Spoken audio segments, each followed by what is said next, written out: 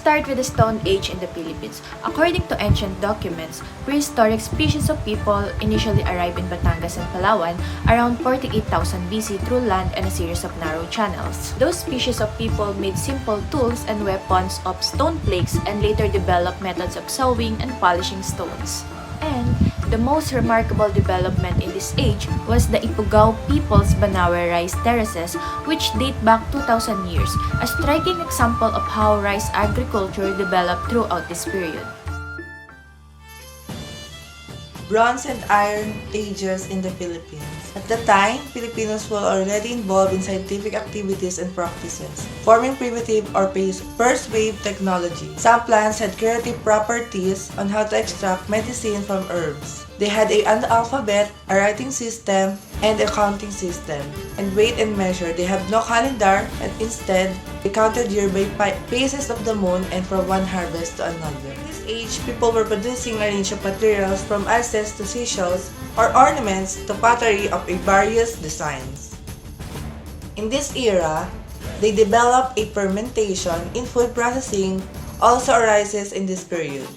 Various types of alcohol were produced from coconuts, tuba, labanog, and bahalina, and rice, which is called pangasi. People in this era are said to be seafarers and resided near the sea, created barangay to travel across the Philippines and nearby islands.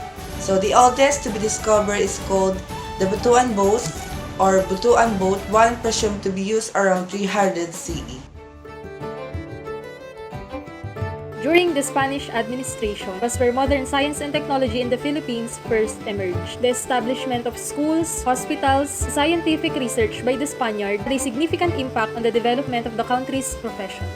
Spaniards initiated formal instruction in science and technology through scientific institutions, including Colegio de San Ildefonso, which was established on the year 1595, which is now the University of San Carlos in Cebu.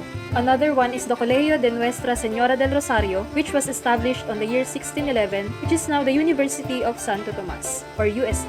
Next is the Colegio de San Juan de Letran main campus, which is in Intramuros, which was established on the year 1706. Next is the Ateneo Municipal de Manila, which was established on the year 1865, which is now the Ateneo de Manila University.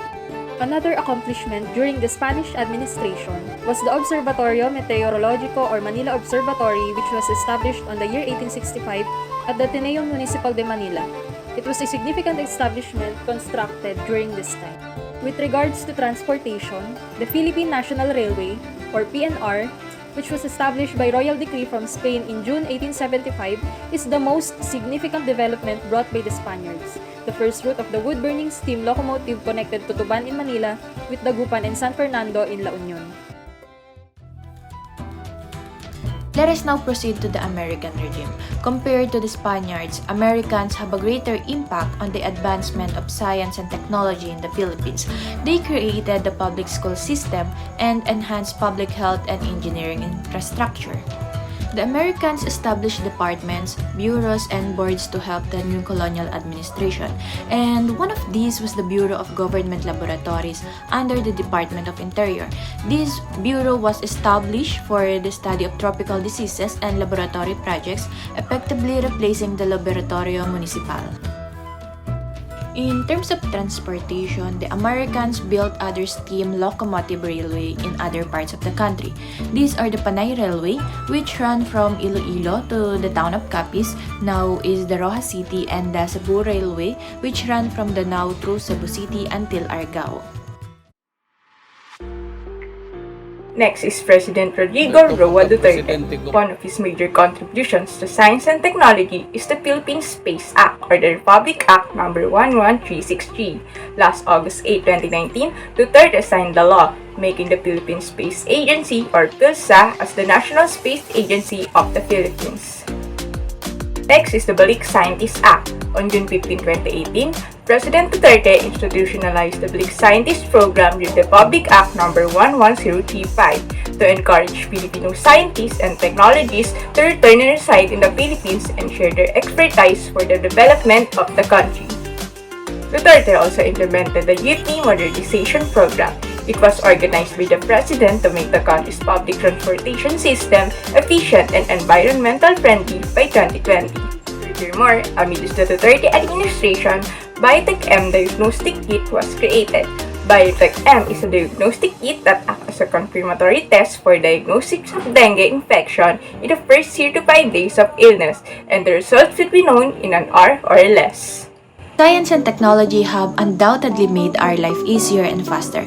Almost everything we see around us is the gift of science and technology, so that we must always hope to make an effort and ensure that inventions and discoveries in these areas are always used in the interest of the entire human race and to make the world a better place for us.